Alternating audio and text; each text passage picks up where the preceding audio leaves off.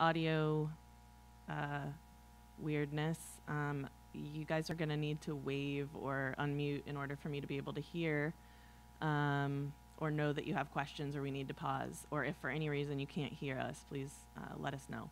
So, all right, we're going to get started. All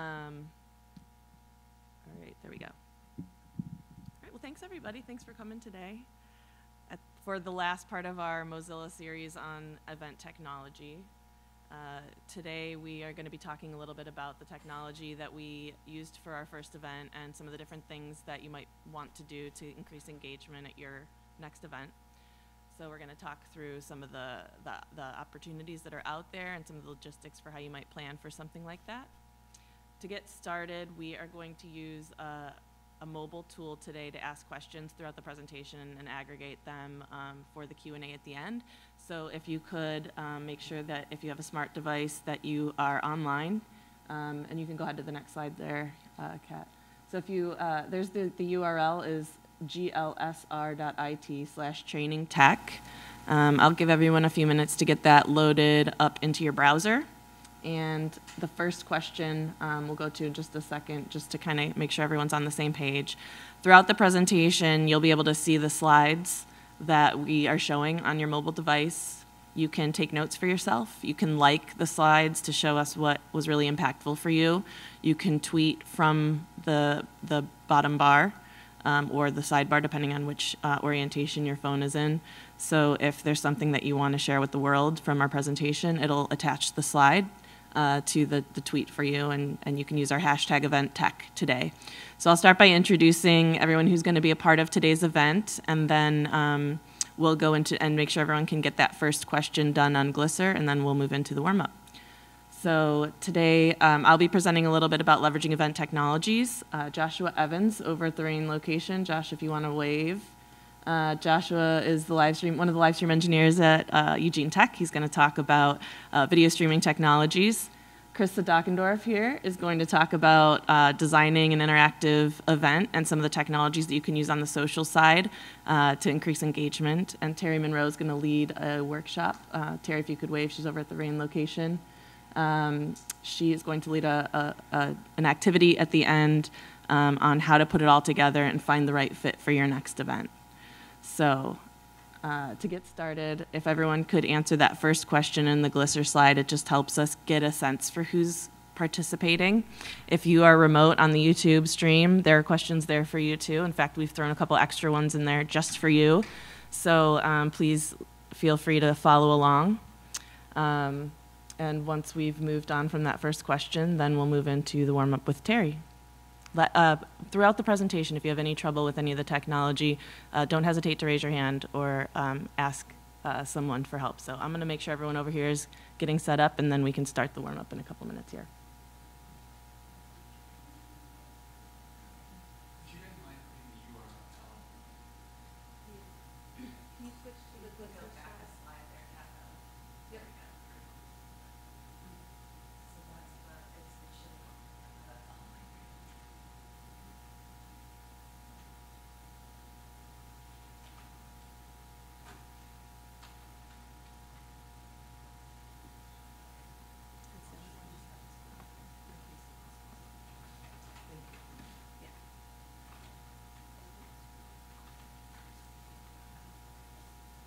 Yes, you got it. So the first thing, we'll first ask for you to put your email address in, actually, and then it will ask you for your location. So throughout this presentation, we will be active on Twitter using hashtag event tech. And if you want to share anything to Facebook or any of the other social media platforms, please feel free. All right, Terry, if you'd like to unmute over there, we'll let you lead the warm-up. I still have it since we moved the camera. I'm not quite sure where I'm supposed to be. In front of you. Yeah, I'm here. Oh, okay.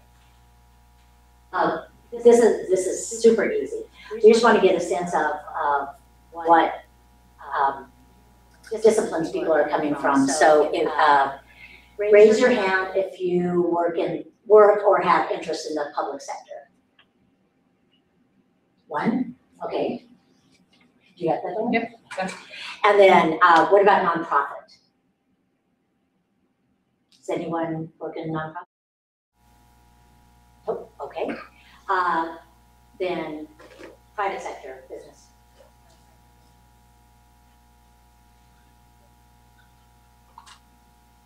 Okay. And then education. Yeah. We'll double catch. So does that make you? Okay, terrific. And actually, that's it for that. What is our next? Wrap up those two orange title slide fives. Great, Yes. thank you. Yeah, so it's back to you, Lauren. All right, sounds good. Thanks.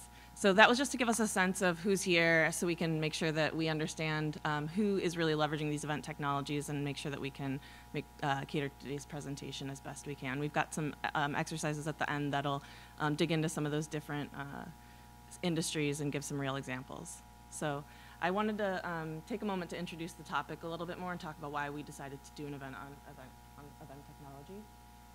Kat, you can skip to the next one there. Okay. And all right, so I want to talk a little bit about why event technology has been such an important part to of redefining Women in Tech's mission. We started doing activities and events here in the Eugene area a year ago, and the very first event that we did was live streamed by Eugene Tech. There was some reasons behind that. One was we really felt that we wanted to reach a wider audience with our event. We were trying something new, and we knew that sometimes people have a harder time committing to going to things that they're not sure what to expect, so we thought that it would be a good way to break down some borders. Eugene Tech also, was very instrumental in helping to provide that service and doing it as a courtesy to the community because they understand through their, role in the community and some of the events that they put on, what the power of doing something like that is. So if you could skip to the next slide there, Kat. I wanted to talk a little bit about some of the applications for event technologies that are being utilized in the community today. Forward. Okay. All right. So first of all, the Eugene Tech community puts on a live show every Tuesday that Joshua and Mark run, which is amazing. It's an asset to the community. It helps give everyone like a community channel to check in on what's happening, and they really use it as an opportunity to amplify what's happening in the community. That's one application, is just being able to put on a live show about what's happening. We've been using it to amplify some of the panels and bigger events that we've been putting on to help make sure that we can reach a broader audience. That's another use case, is really being able to get to people that may not be able to make it out to your event, either because of geographical boundaries or family commitments, different time schedules, things like that, where you can actually utilize this technology to reach a broader audience for those reasons. Another opportunity, and one of the reasons why we decided to do this as part of the Mozilla grant fund, is because we want to be able to reach women in tech across geographical boundaries, to be able to collaborate with women in tech from other communities and increase resources for any given area. So it's a great way to be able to bring in a speaker or a presenter from a more remote location that you might not otherwise be able to fly in for an event and still get that interaction and be able to do real-time Q&A type activity. John, can I see oh, there we go. So other events that have happened, that have been live streamed recently, the city clubs have been streaming their events through Eugene Tech. TAO has been streaming events in the community. There's been, I think Craig over at the Rain location and his company has been streaming events from the hi-fi, being able to get more access to the music, the local music scene. He's been doing some interesting technologies. Maybe we'll get a chance to hear from him later in the Q&A if he's willing to step up and answer a couple questions. So I guess I wanted to take a step back and talk about sort of the way I think about planning an event or workshop and some of the doors that opened up to us as we learned this process with Eugene Tech and this project. So when you go to start planning your event, I think one of the most important things to consider is who are you trying to reach and what's the point of your event, because there are plenty of reasons to not have tech at an event. There's offline conferences where there is no internet access, and people, even for coders, where it's all intentionally techless. There's private group discussions or sensitive topics that you might not want to broadcast to the world. So when you're going into it and thinking about how can I augment this event, there's a couple things to think about. One is remote participation going to benefit your audience or your mission? And if so, then there's a couple different ways that you can gauge a remote audience. One would be through a conferencing technology like Google Hangouts or Zoom or Skype. And that is a great opportunity if you're trying to get real-time engagement, if you're trying to get people that you can see and hear and talk to in real time, that, that's the way to go. You can also choose to stream, and that's can be on its own or in pair with the conference. So if you're teaching something and you just want to basically put on a broadcast or have your own live show, like what the Eugene Tech community does, then you could stream out to YouTube and you can still get comments and engagement that way. It's just less real time and there's a little bit more latency between the interactions. There's also an option where you could do both, and YouTube actually makes it really easy to do a Google Hangouts on the air. And so that's another option, is you actually get into a Google Hangout and you stream the entire conference. And that's a way to bring speakers together and then still be able to broadcast it and get that wider audience. So some of the ideal outcomes for adding tech to your events would be getting that social interaction, the engagement that happens after the event, being able to start a conversation using social and following up with your participants after the event so that you can continue to engage with them. And the other is really like being able to get that real-time engagement. Being able to get your questions answered in real time. But it really depends on what your event goals are. So a little bit later in the presentation, Chris is going to talk about designing that interactive experience for your next event. So does anyone have any, I guess throughout the presentation, if you have questions for me, Chris, Josh, or Terry, if it's something that you need us to answer right away, feel free to raise a hand and we can answer it. Otherwise, put it in the Glisser presentation, and at the end of the presentation, we'll get all the Q&A answered. So, I guess going on to the next slide, which is my planning for success slide. These are the things to think about as you're getting ready to move into event planning mode. One is you really need to create an outline. Figure out what your event flow is going to be and where the tech fits in. So it's really good to understand what your goals are, what your budget is, how much can you afford in terms of being able to bring someone in to help you, because that's really going to affect what you can accomplish. And Josh will talk a little bit about that in his section. Ask for help. We have these really wonderful handouts that we've created that are at both locations that give you a sense of who can help you in the community with your event needs, and Josh will also talk about that in a little bit. Make backup plans. Have plans and backup plans for your backup plans. Just, don't wait till the last minute to make a tech fail backup plan. You'll feel a lot better when something goes wrong if you and everyone else on your team knows what you're going to do in the event that, you have to go with that backup plan. Think about legal if you're going to do streaming. Make sure that it's pretty clear from the way that you're talking about the event, from your introduction to the event, that the event's going to be streamed. Make sure you're not using any content that you don't have permission to use. Try to keep logos off screen, things like that. Make sure that any presenters that are working with you understand the same ramifications so that you're not doing damage control later. And then, of course, rehearse, practice. Do a practice run, do several practice runs, do a hangout the day before. Make sure that everyone is on the same page about how things are going to go and what your backup plans are. So those are sort of some of the rules that I like to go by in terms of planning for success. Josh is going to talk a little bit more about the live streaming and video segment. So Josh, I'll let you take it away.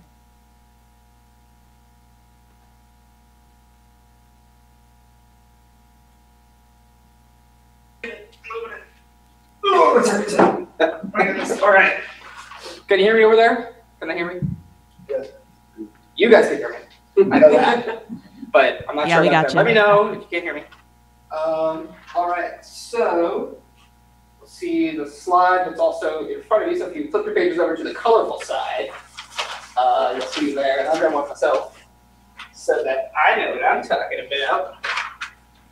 So basically, yes, here we are. So this sort of talks about some of the basic levels of how you can set up your stream. And of course, there's in-betweens and it's fluid and stuff like that, but these are sort of some basic guidelines that you can follow. depending on what your sort of goal is. So it starts on the left side. It starts at like the simplest and the most cost-effective, not necessarily cost-effective, but the least expensive. And on the right side, on the far right, it gets more and more expensive as you go to the far right. So to start, I'm going to start on the left. Going to work our way over to the right. So the first two sections, Startup and Basic, are actually where my personal experience is the strongest, because that's where we are at Eugene Tech, which is, I don't know if right about it, I do all the streaming for Eugene Tech, or a lot of the streaming for Eugene Tech anyway. So that's sort of where we're most comfortable. So, for instance, where's my, I need my phone, actually. So one of the way that we mostly do our streams is actually through Facebook. And who here has a smartphone? And then who has Facebook on that smartphone? If you have Facebook on your smartphone, you can't stream. There's absolutely nothing stopping you from streaming, and you can stream in a way that's actually somewhat professional, and you can actually do a pretty neat event. So, actually, I haven't got Facebook on my phone. But if you have Facebook on your phone, you can do it too. I forgot to download it. But so it's just a few button presses to do that, and spoilers, we'll actually go through that in the next segment. So don't provide spoilers, but have your phone sort of ready for the next segment so that we can do that together. If you want, it's your option. Let's see here.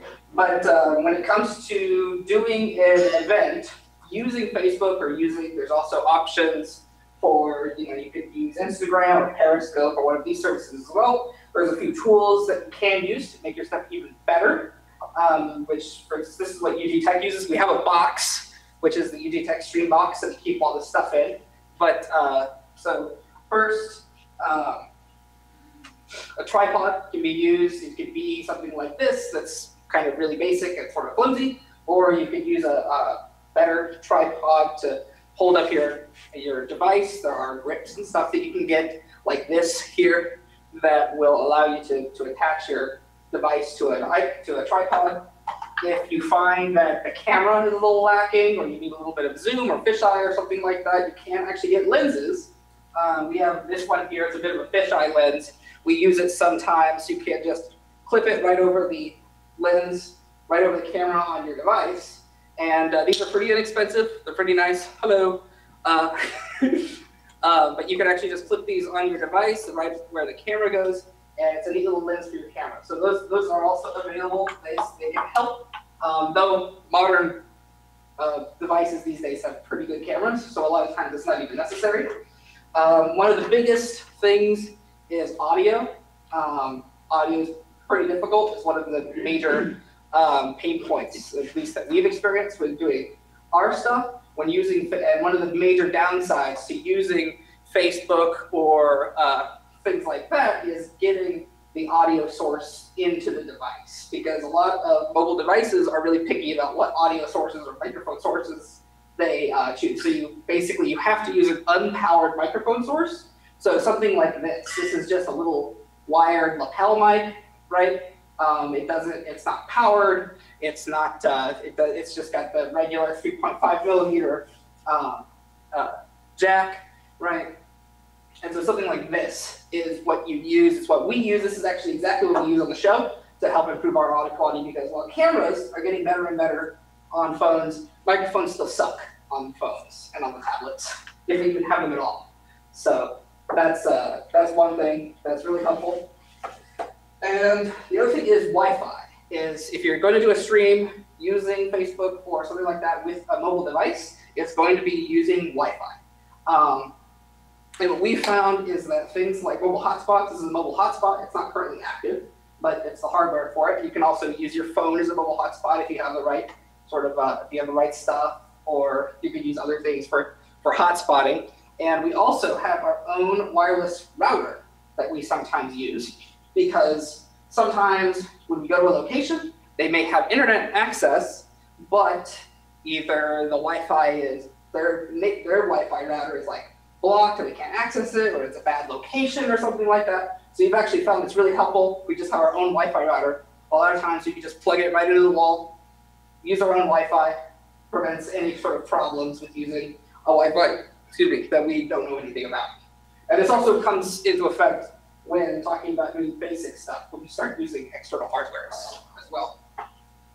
And so that's kind of some basics on what it takes to use if you're using the most entry level, the startup level, as we call it, stuff, which is really just using like a tablet or a phone or something like that to do a stream using Facebook or one of these apps that have streaming capabilities built in.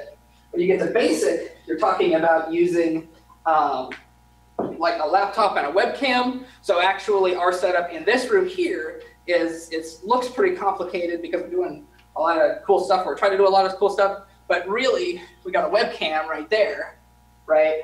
That is going into our computer and it's doing some cool stuff because we're doing video conferencing, which messes everything up, makes everything a million times more complicated. But if we weren't video conferencing, all it would be is that camera going into that computer, and then we'd be golden there. Also, you can get like third-party hardware, like this Mevo here. Mevo is pretty good. We've had good success with it. And this, you turn it on, and it makes lovely beeping sounds. And I'll show it over there too. Hello, it's a Mevo. And we use this at some of our events as well. It has some really cool. Software attached to it that unfortunately I don't have the time to show off right now. But you can like zoom and pinch, and you can also using the Mevo hardware or software, you can stream directly to YouTube and livestream.com and things like that. And so you just log in and are able to do that.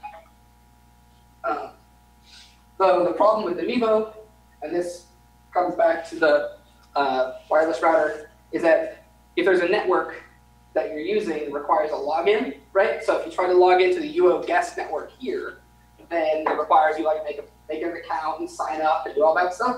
Mevo won't work at all. It just won't. It doesn't know how to deal with that. That's why we have a router. So that's why we always carry this around if we're going to use the Mevo, because we know that this doesn't have that kind of restriction. So that's just one of those things that sort of we picked up along the lines. And then, so to continue moving on in our graph, so then it becomes interactive and custom. And those are at the sort of later in the scale. We're actually doing both right now. We're using a webcam here at this location at the Knight Library location, which is the other place where we're filming. We're actually using a 4K video recorder or video camera, and we're plugging that into the stream. So if we're able to, so when we see the audience and Lauren and stuff like that presenting from Knight Library, we're seeing the output of a actual like camera, and that comes with its own issues, right? Because you can't, unless you have a camera that's specially built for it, you can't just plug a camera. See, so we're probably, hey Greg, we're probably, that's probably from their 4K camera. And so the trick with the cameras is unless it's specifically built to do it, you can't just plug a camera directly into a computer, right? You need one of these, or some version of it. This is an Elgato. It's a capture card, really, or a capture box. These various names for it. And so this is an Elgato, but there's lots of different brands out there, lots of different stuff. This one's specifically made for gaming, but you could use, like, Livestream produces one of these. So what you do is you have your camera, it outputs HDMI, you pop that in here, and then it has a USB that you put into your computer. And then that's how you're able to get your camera saved. And without one of these, this is a major stopping point, I think, for a lot of sort of presentations and things like that. Because like, we got the camera, we got the computer, we got everything up, camera won't connect to the computer. We need a $130 box, right? And this is also a major price point. Because if you may already have a camera, you may already have a computer, you may already have a lot of the stuff you need, but if you're not, already in the streaming game, and you don't have a capture box, could be a problem for you. Which may be a reason to use one of the sort of like the lower tiers, I suppose. And then finally, whenever you're using more custom solutions, You have to deal with things like stream keys and making sure that you're actually streaming to the right like server and the right service and things like that. And I won't get into the nitty-gritty of that because it's really intense and really boring, and I honestly don't actually understand it quite perfectly myself. But it gets more complex the higher up you go. But a lot of sort of the lower end solutions, when I say lower end, I mean like startup or basic, they will do a lot of the stuff for you. So instead of having to deal with stream keys and things like that, you just log into your YouTube account and it'll take care of it for you. Vivo does that. Facebook obviously does that. You can do that for yourself. And then I'm supposed to talk about the other side of this piece of paper. There it is, for local event technology experts. So here, especially because Gigabit is a thing and has been a thing for a little bit, sort of these companies and some nonprofits popped up that are able to provide some basic streaming services. So first, there's Eugene Tech. That's what I represent. We're sort of at the startup or basic sort of level. And then there's Streamlink, event live streaming. They did, that's you guys, right? Yeah, that's these folks, which is cool. They're right here, which is awesome. They're the ones who streamed the last Clue. They were the ones who streamed the last City Club meetup. They got that cool 360 camera that's right there on that tripod, that weird thing. You probably saw it if you're looking at it. Uphill Media, huge props to them because they're the ones sitting behind that table right over there. And at Night Library, they got a table over there too. And we'll actually be seeing that table in a second when we do our Facebook live stream thing. Spoilers, don't worry about it. And then others as well, of course, Arwit.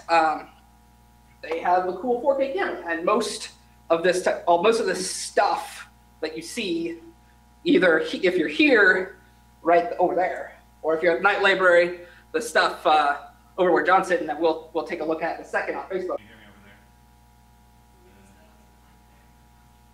Hello?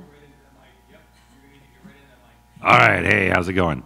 So anyway, my name is Mark. I'm also with the Eugene Tech folks, and I've got a live stream going right now. It's as simple as just using my iPhone and pulling up Facebook and doing a post and hitting the post live stream button and hitting go. And so I've just been hanging out in the back of the room doing this. This is the very low complexity way of doing live streaming. And then what I'm going to do now is I'm just going to kind of zoom in. I'm going to walk over to the high complexity zone, and we'll see how they're pulling this event off right now.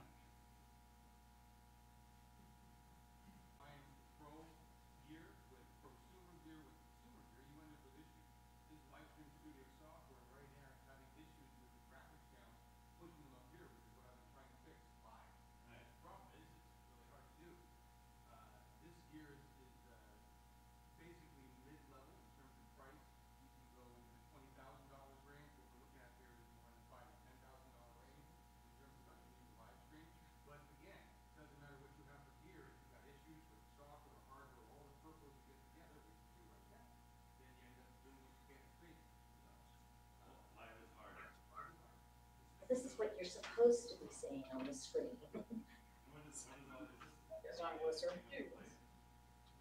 Oop, oh, hello. Yeah. I can't hear Mark. You can probably hear him on the actual Facebook stream. But we didn't test this bit. I didn't do it. All right, we're obviously having some video issues. All right.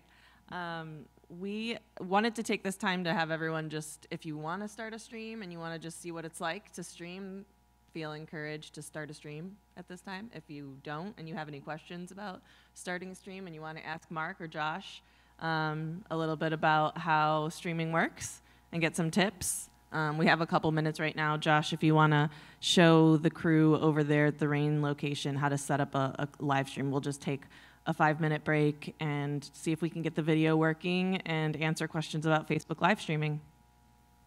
If anybody needs help getting their Facebook rolling, let me know. You can also use things like Twitch and Mixer and what else do we use?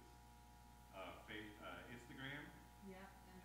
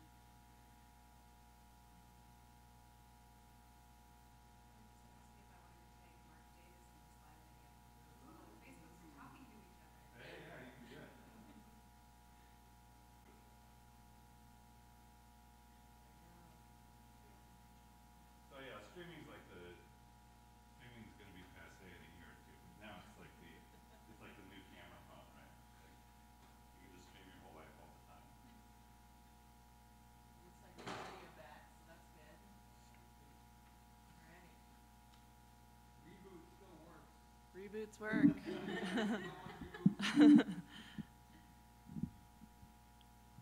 I think we've got some of the video issues fixed on our side. How's it going over there with your Facebook live streaming tests? I got an LOL from Emily on my personal live stream. To live stream. Here's a link, and those are things saying, live stream hasn't started. Page and then use the But camera. Facebook, you can't. Use the camera live. After you stream, It's really that or easy. have to watch your Facebook. That's what your sister does with her pictures. She just set your camera there. It's live. But yeah, Just it's- broadcast live on the page. Yeah, but it is like the easiest thing ever. They specifically make it to be as easy as possible. Because all I gotta do is go to make a post, go live, and then start my video. It'll take a second. So it's gotta, I think everything good. Oh, There I am. Hello. Sorry. I'm on my Facebook page. I'm streaming right now. Hello, people. So all your Facebook friends are. Did you start a stream over there? There he is again. Well, I'm trying not, because I'm not really on Facebook. Last post I did was like last year, so nobody's following. Finish, and then I did a Facebook stream. Isn't that cool? And there are options for saving the video, not saving the video, and stuff like that, so you can go see it later. Sorry, that was really fast. How did you go to make yourself live? On the computer, I'm not quite sure. I think it is possible, but it's just so. Stop this one. And then that way, when I was logged in, are we still using? So on my phone, right, I'm just on like the basic, like, my page. I go to make a post, just like I make a post, one of these buttons down here.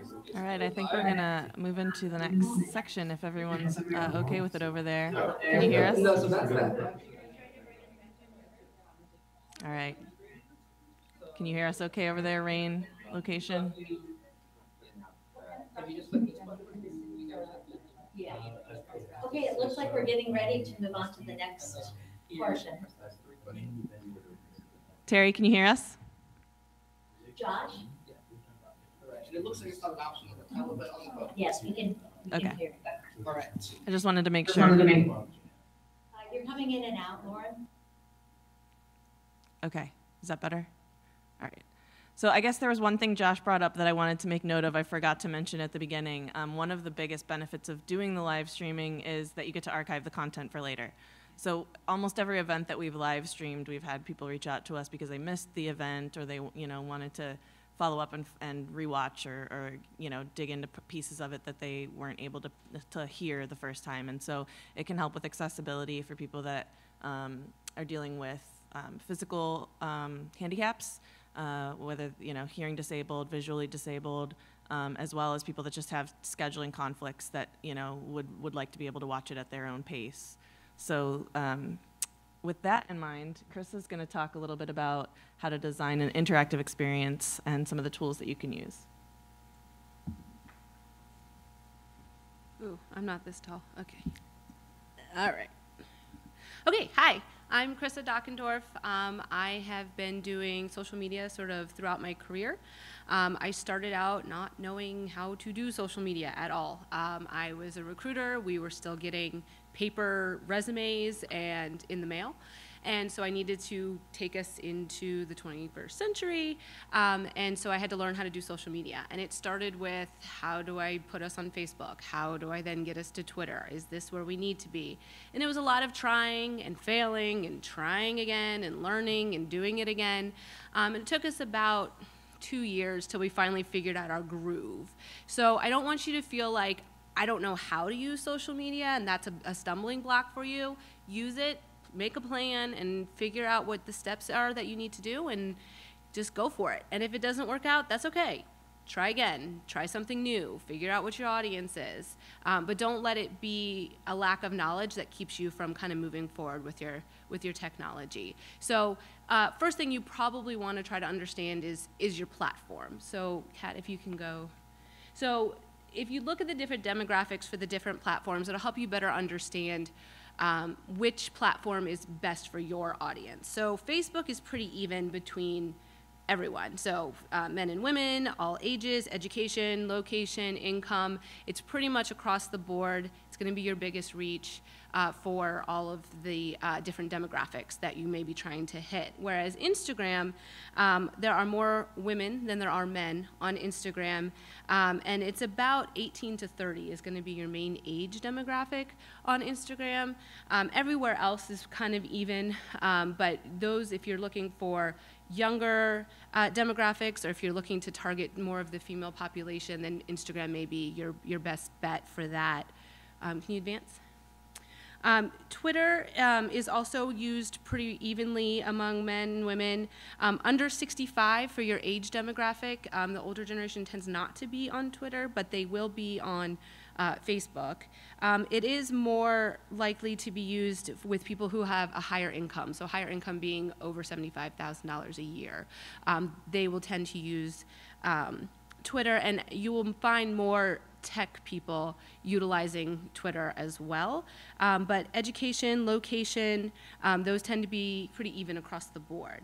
Whereas LinkedIn, while it's equal between men and women, your age groups are really going to be 18 to 50, and it's going to be within suburban areas and urban areas, and more college degreed individuals with a higher income. So you're looking at more professionals, white collar professionals that are on LinkedIn, that are staying on their LinkedIn and utilizing it on a regular basis. So Pinterest is pretty much used by women under 50. That's all your moms and your crafters and all of those crafty ladies that want to do a lot of things. So that's your demographic there, but equal across the board in terms of education, location, income. It's really going to be just a under 50 demographic with your female population, and there are ways to use Pinterest to your advantage, but just make sure that you're marketing to your right demographic. Snapchat, which would be one of those auto-delete apps, which are becoming more popular. They're equal across genders, but for the most part, it's going to be your under 30 crowd, which my high schoolers that I work with are constantly reminding me. I have one Snapchat group, and it talks about farms and goats, and that's my friend's farm, and that's it. I have no idea how to use Snapchat, but they communicate via Snapchat on a regular basis. And so if you're trying to hit that younger demographic, Snapchat is a really good way to do that. It doesn't really keep anything long term though, so you'll have to keep that in mind. But it is a good way to quickly reach a younger demographic. So overall, if you want to go forward. Overall, Facebook is where most of your adults are going to be. About 79% of adults are on Facebook and utilizing it. Your next best bet is going to be Instagram and Pinterest, but that's a severe drop. So you go from 79% on Facebook to about 32, 31% on Instagram and Pinterest. And then about 29% of adults are using LinkedIn and and messaging apps. So that would be like WhatsApp. And then adults, about 24% of adults are using auto-delete apps. That's your Snapchat. So Facebook is still probably your best bet, which is cool because they have the Facebook Live option that we were just talking about, and so you can really hit home with some of the technology that we've been utilizing. So once you've figured out what platform and where your audience is and how you're going to go after them, the next thing is to kind of figure out what your content is going to be. Can you go back one slide? Just leave there, thank you. So you want to really think about, what you want to put out there without giving the whole event away, just kind of teasers, get people involved, get people interested so that they want to come and learn more about your event or what you're training or whatever it is. And then you want to promote how they can join the event. So really take some time to talk about if it's online, do they have to download something, do they have to log into something, how are they going to do that? If it's in person, where are they going? Maybe provide directions, maybe talk about parking situations, food and drink, are they allowed to bring it? Is it going to be provided? Things like that. So really give them as much detail as you can so they can make a choice. Do I want to join online? Do I want to go to the event? Will there be networking at this event face-to-face that'll be beneficial for me? Really let them weigh the pros and cons of whether it's online or in person. And you really need to weigh the pros and cons of whether you want it online or in person. Lauren was mentioning, like, sometimes things need to be in person and sometimes you can't do things with tech, and that needs to be a consideration when you're promoting your event as well. Just making sure that people understand how they're going to get that information. All right, if you can advance. The other thing you want to make sure you're doing is putting together a social calendar. So that can be however you want to lay it out, weekly, daily, hourly, whatever. There are a bunch of different templates that you can Google and they'll come up, find the one that works best for you. But really you're putting in all of your social media and you're figuring out what content you're putting where, and then scheduling it to go out. And you'll need somebody who moderates that. You can have as many people as you want contributing to it, but you'll need somebody to moderate, make sure it's going out, and make sure that they're interacting with any questions or anything that comes through. I would start promoting your event probably 30 to 45 days out to give people plenty of time to start thinking about it, planning it, putting it on their own calendars, and then, you know, one post a week to do it, and then as you get closer and closer, just increase your posts, get more excitement from your audience. And then the week of the event, you want to do at least daily posts. Just as a reminder, try switching up your hashtags, try switching up people you're tagging to draw in a new audience as you do that as well. And then make sure that you are creating a hashtag early in your process, and that's something that'll help aggregate all of your stuff together. You can keep track of who's talking about your event. You can help retweet things, but really try to create a hashtag and a unique hashtag that you could utilize year after year after year. So if it's an event that you're doing annually, maybe it's the name of the event, and then rather than each year saying, you know, event 2017, 2018, it's just the event name. That keeps everything together, people remember what that hashtag is, and they join back into the conversation after everything's ended. So if you want to switch over to TweetDeck, please. Okay, so, yeah. Oh, okay, so one of the tools that you can use is TweetDeck. So if you look over to the left-hand side, this is the hashtag event tech that we've been tracking. And you can see that while I was here talking to you, I was able to put out a few of the tweets. So Kat, if you can scroll down that first, yep, scroll down a little bit, yep.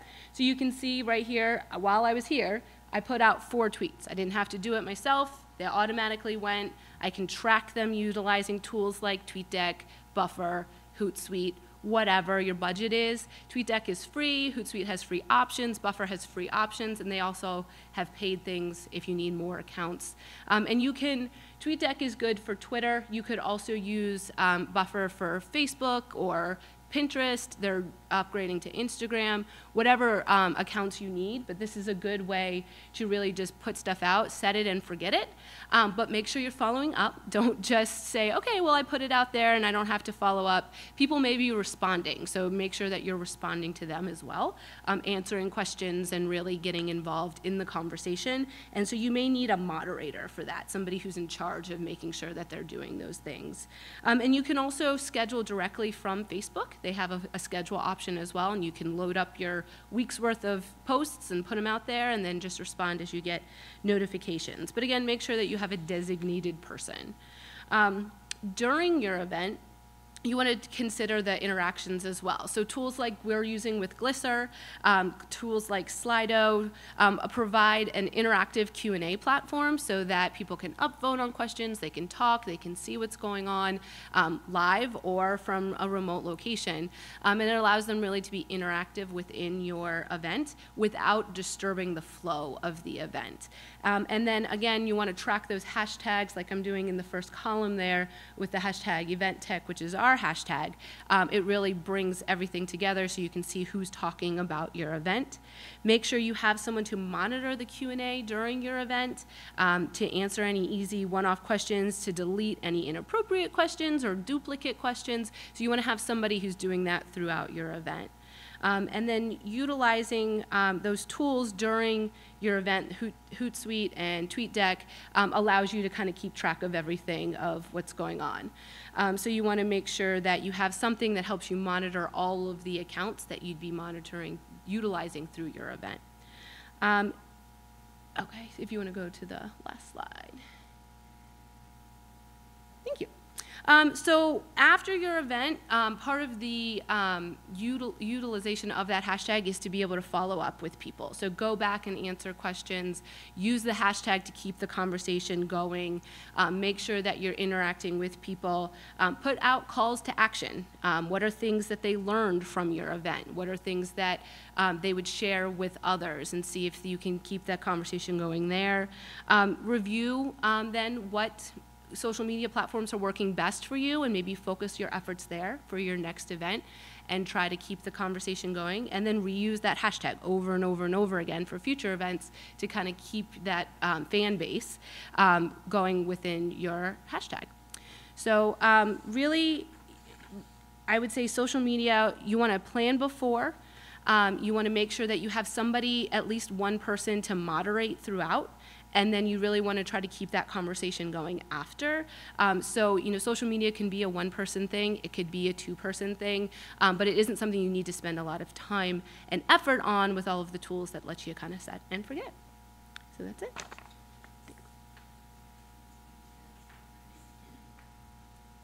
All right, Terry, I think you're up with the finding the right fit exercise. I'll let you lead that. Thank you. So, and can you see and hear me? We'll assume that they can. So finding the right fit it's important because there are a lot of different kinds of tools, as you can see, and a whole bunch of different approaches. But what you really want to do is figure out what you're trying to achieve with your particular event, what your very specific goals are, and only use those tools that really help you get there. And so what we're going to do is present to you a design challenge where you're going to take, I have 4 challenges to offer you, and you're going to choose one and apply what you've learned here and take a look at what their specific needs are and try to figure out the strategy. We're really going to focus on the video and streaming part, the engagement tools, and the social media tools that you would use. And we'll do it as a quick group activity. Don't worry, you're not going to be graded on this. It doesn't go on your permanent record. And these are all just pretend. But they're the kind of things where you're going to have to look at multiple needs that people have and figure out how you can combine that with the resources, the budget that they have, and the resources to put together a package that can really work for people.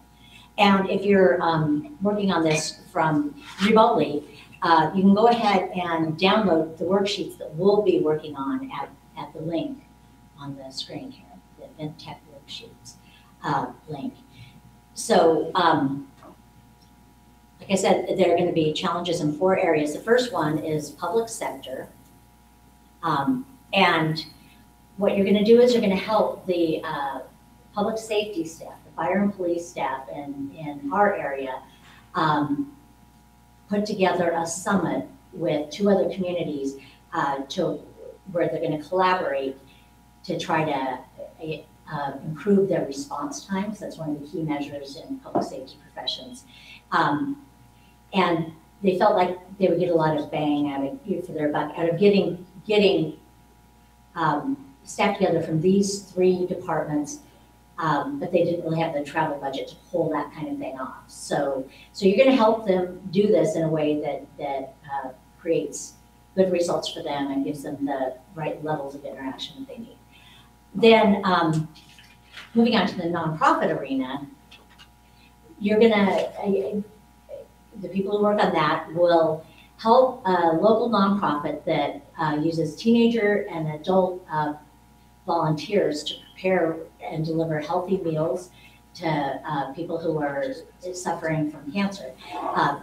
And this nonprofit ran into an opportunity to bring a high-profile speaker to come and talk to their staff and their volunteers for a fraction of the normal speaking fee. And so they really wanted to jump on it, but it still was beyond their staff training budget. So they reached out to another organization in another city that had a similar mission, and agreed that they could join forces and share some of the costs by allowing that other group to also benefit from hearing the speaker. So you can help them with that. Or if business is more your thing, in that arena, we have a merger. We have a mid-sized accounting firm, and they bought a boutique financial planning shop in another city. And so they're having to merge these two separate organizations into a more unified one. And right from the start, people in the shop that was purchased are feeling a little bit of trepidation, as sometimes people do in mergers. And some of the people in the local company are also a little worried in the areas where their practice overlaps. So the leadership of this company wanted to get out in front right away, speak to the whole company, both offices at the same time, give people a chance to ask questions, and to have those two groups see each other without actually dragging everyone, putting everyone on a plane to go someplace. So you're going to help them do that if you work on that challenge. And then finally, the challenge that we have in education is there's an a cappella choir or a group at U of O, student group, that met a colleague group in a national competition at UCLA. And they thought, wouldn't it be awesome to put on a shared performance? And so what they want to do is co-host a performance where each group performs a couple of songs and then do a couple of numbers that they're doing together at the same time. They're going to have audiences in both performance spaces, plus they'll have a remote audience, and they want to document the whole experience, make a great video out of it. So, you have the opportunity to advise them on how they could make that happen. So you're going to have some tools to work with that, yes. For each of the challenges, we have a design brief that'll give you just a little more information, and then you'll work together on a worksheet. And this is not something that you need to lose sleep over, but we really want you to focus on the video, on the audience engagement and social media, and with rooms for some notes and sketches. So what we're going to do is, since this is a group activity, we're probably not going to have all 4 groups in every room, but would anyone like to work on the public sector one? Okay, so we're going to break it. What about the nonprofit? And if there's a specific challenge that feel most resonates with you, then Business one. you're bumped by that. Okay, we have business. And then, Okay, so we've got nonprofit, business, education, and public sector. And we So can work. So what we're gonna do is we're gonna take probably 5 to 8 minutes to just look through your challenge, and and people at home, once again, can go to that link and find the worksheets and work on them, and then you'll be able to put your answers in and your recommendations into Glisser. So we'd really like it if people, even who are offsite, would participate in this challenge too. So are you limited just to the tools that you're discussing here? Or? no, you can use, we're giving you tools that you could use, but you are welcome to use any tools that you can use. Yeah, so absolutely, yeah, we're trying to give you a handful of things that you could use, but please, do not limit yourself to that. So. I can do it.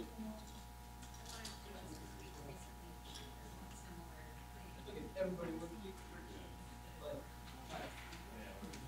Yeah, you're all powerful.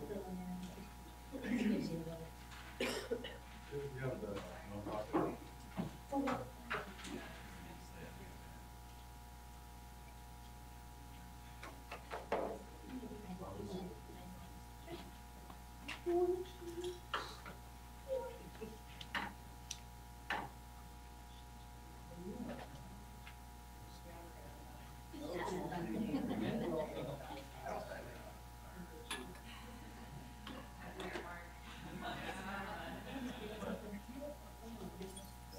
one's too costly. Do you need one? No. Oh.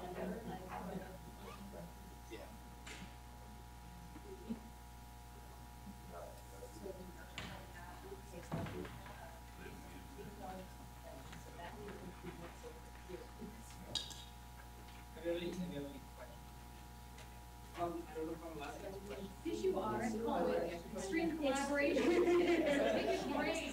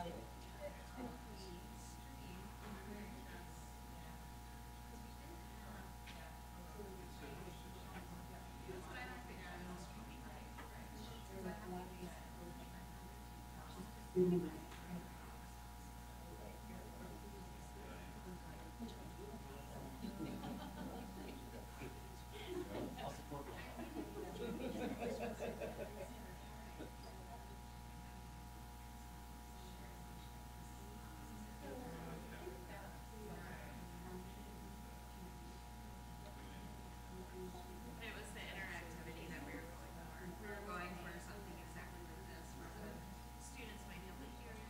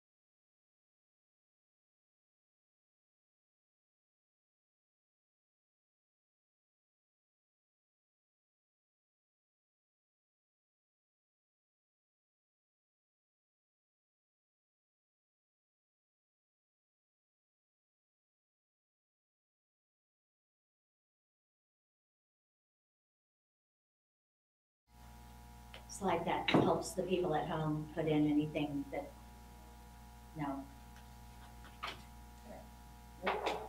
That. So folks at home can put things in via Glisser too. So we have all the ideas. And while we're doing, I think that we will be ready to move on to the Q&A now with all the presenters. All right, sounds good. Do we want to have anyone share their wrong. solution? Are we good? Just really quick, how many groups did you have there? Because I can't see you. We had 4 groups.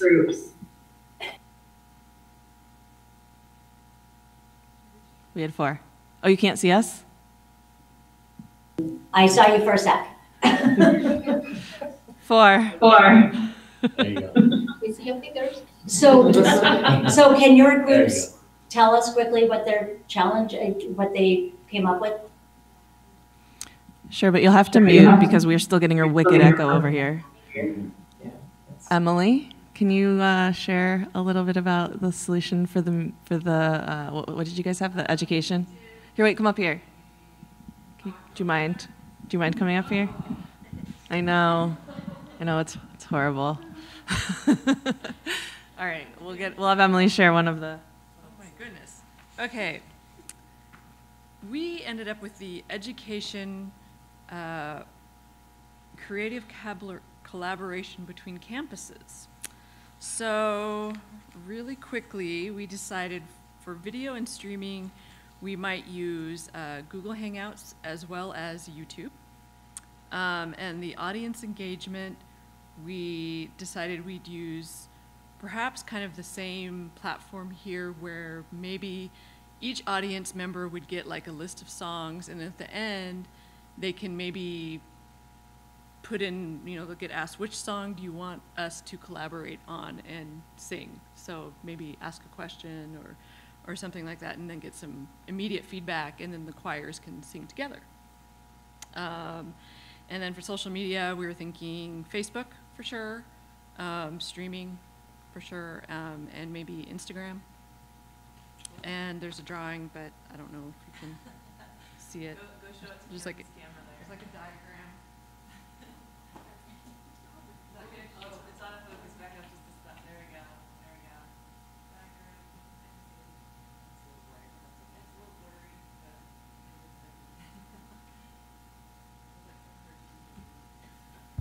but all right. That sounds good.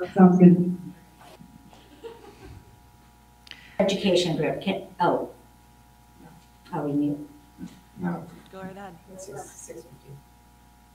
We're going. We're talking now.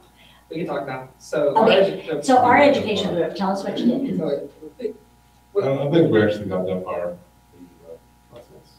Well, we did talk about that we are kind of having the technical challenges of being in performance halls, and that would, you'd be hiring your sound mixers and your technical people. But we imagined that it didn't really address it here about live streaming for remote audiences, and we thought that would be something that you'd want. And if it were, say, these college students' grandparents wanted to be able to watch, then maybe you'd use Facebook, since that's a platform they're comfortable with. We kind of talk about things like that. That's a really good insight. Yeah. What about our business group? Well, the way I looked at it, I guess, is it's an accounting firm, it's a financial company, so fairly sensitive. It's not, like a public type of scenario. They're talking about, people have some sensitivity about their jobs, so it's another, you'd probably want to look at more of a wall type of solution so that, it's not really publicly accessible or viewable by anyone. Again, like I mentioned earlier, in an enterprise environment situation, probably look at using something like a WebEx.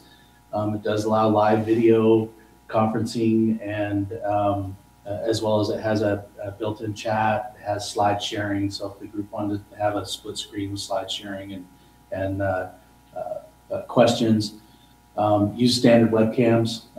You know, in these scenarios, there really isn't a need because it looks like there's like a $2 sign budget, which I'm guessing is a little bit, you don't have a lot of money for it. So webcams probably would be sufficient because it just faces people talking, you know, not any high resolution required there. Built into those types of online conferencing type solutions is scheduling, attendance, recording and archival for later viewing if people couldn't make it. So as well as people could access it remotely. The only really angle on social media that I would probably recommend in a scenario like this would be if you had a private company Facebook group, you could share out the invite, maybe take questions through that group possibly. But because it's, you know, financial and company related, needs to be fairly tight. Okay, great. Thank you very much. Let's see what the Knight Library has to. I think due to the time, we should probably move on to Q&A. We've only got a few minutes left. So if that's okay with everybody, we'll move on to Q&A, and Cicely will come up and lead that section. We're going to manage the Q&A through Glisser like we have in the past. So Chris is going to be moderating. There's some questions that have already been asked through there. If you can't get it working and you have a question, just feel free to raise your hand and we can do our best to address that. So Chris and I will be over here, and Terry and Josh will be over there, and we'll take some questions.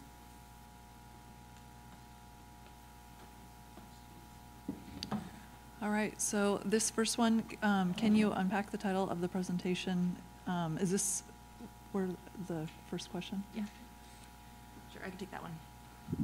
All right. So the title of the presentation today, Training in Technology, Inclusion by Design in the Gigabit Era, is inspired by the Redefining Women in Tech mission and the reason why we applied for the funds to do this Gigabit project to begin with, which is to be able to include more women in the conversation around technology and to be able to use technology as a tool to include more people in business and in other organizations. So through utilizing live streaming and tools like Glisser, we see it as an opportunity to be able to access more people, to be able to help more people be able to learn and understand the content, and that these tools are one way of doing that. So that's where the title came from. If there's any other more specific questions about the title, I'd be happy to answer it.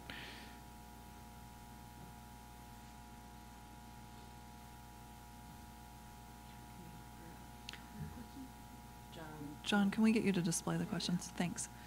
Are you managing both the slides and the screen display transitions from Glisser? Who would like to take that question? Go ahead. Okay. So we're managing the slides and the moderation from Glisser, but the live stream is not via Glisser. So that's a separate screen. So you have to go toggle between the two, but you can do all your questions and your presentation through Glisser and then the video separate. All right, this next question, can you record a Facebook stream? Let Josh answer that one. Josh, would you be willing to take that one? So, yes, I could take that one. Yes, when you do a Facebook stream, at the end of the stream, it will ask you explicitly, do you want to save this video to your Facebook page? Then you can press yes or no. You can also mark it as private or something like that, or change the, or change who can access that as well, friends only, private, etc., that kind of thing. But yes, after you finish your Facebook live stream, it will give you that option, and it will also give you the option to do an HD upload as well. Perfect, thank you. Perfect, thank you. What exactly is a Gigabit Era?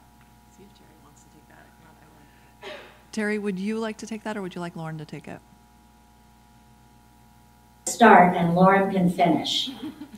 So the way I see it is it means that we're living in a time where we can move massive quantities of data, of music, of video, of all sorts of things at lightning speed, and we don't always, we haven't even begun to imagine all of the ways that we can do that to improve the things that matter to us. We know a lot of the business case for it, but it's an era where using your imagination combined with increased capacity for connecting with people across geography is a tremendous creative opportunity and opportunity to do things that we didn't think we could because it would have required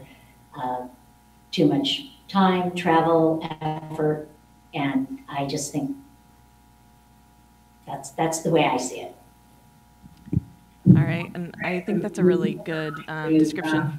The only thing I would add to that is that practically it means more pixels, so crisper displays. It means lower latency, so we can have better real-time interactions, even using streaming technologies like YouTube. And like Terry mentioned, it means new opportunities that weren't there before. There's groups here at University of Oregon who are using the Gigabit infrastructure to visualize scientific data in real time and all sorts of really cool applications. So it just means more data faster, really better throughput and more information.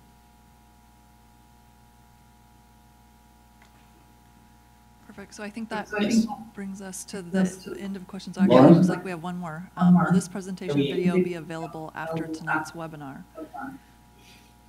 Can we take live questions? Yeah, and we Are can. you there, Lauren? It will be available, I believe, correct? Yeah.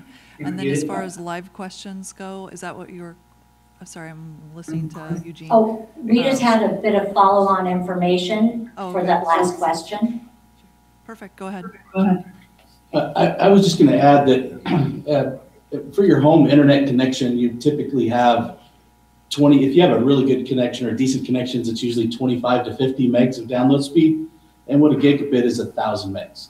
Just to kind of put it in perspective, to be able to get 1,000 megs of download speed at your house or at your business can dramatically change how you do business and your ability to do business. So just to kind of give you an idea of it, your home now, 25 megs, businesses downtown have 1,000 megs. And it's about, I think the local ISPs are charging about $100 a month for that. I don't know. About 100, 125 bucks a month. So I'm paying about that much for my home connection. Businesses downtown are getting, substantially more bandwidth for about the same price. Some residences, some apartments, I think. Some apartments are getting in the downtown area. Yeah. So that kind of just gives you an idea of where, based on compared to what your house versus gigabit, what the difference is. Yeah. Perfect. Thank you for that. All right. So as far as next questions go, do we want to just take it to the live audience in both locations? We can start here at U of O. Any questions from the group? If not, that's okay. We just thought we'd open it up. All right. So back to you guys at Rain. Any questions? All right. If there is no questions. No questions. I was going to say, Terry, you can take it from here if there are no questions on that side. Okay, great. So we just have one final thing to ask of you, and that's that do we have that slide? Yeah, up here. To answer these two questions. What's the most useful thing you learned today? And what would you like to learn more about? And you can answer that on Glisser.